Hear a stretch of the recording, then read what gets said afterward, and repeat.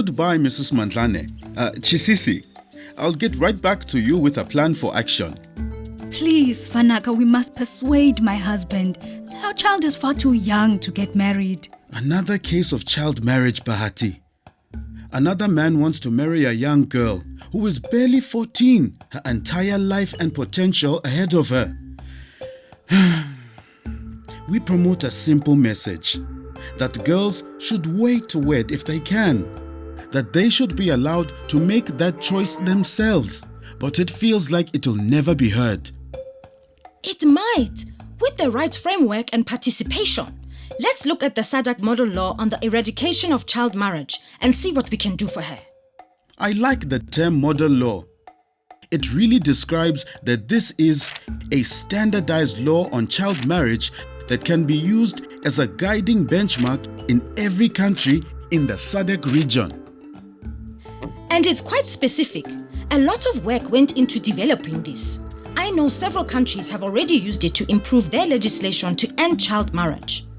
I can't wait to know more. Getting started immediately.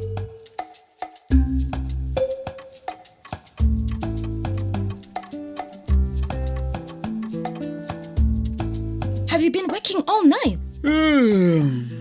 Thank you. Yes, but it was worth it. I think I can sum up the contents for you, Miss Graduated First in a Class. Come on then. Let's hear it.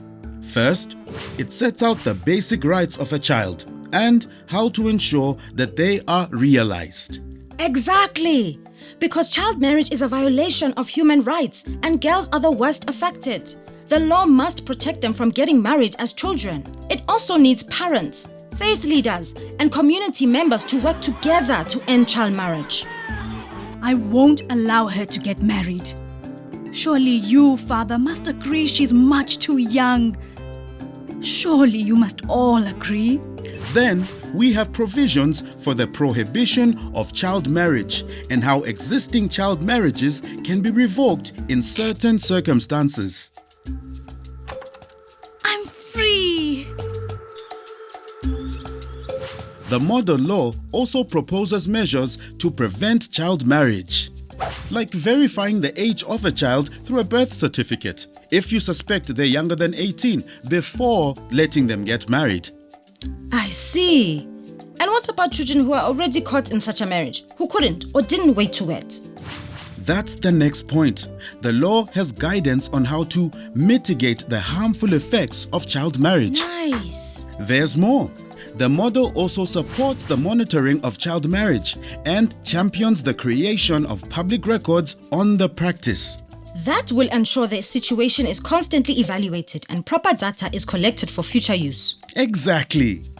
And then the last important point. The model law establishes measures for enforcement and compliance. Very important, because we know a law may be fantastic on paper, but what matters is how it is enforced. The onus cannot be only on the girl to choose to wait to wed. It must be accepted society-wide. Well, I must say, I'm impressed. I feel that wait to wed is coming into focus so strongly now. Yes, no more lip service, only action.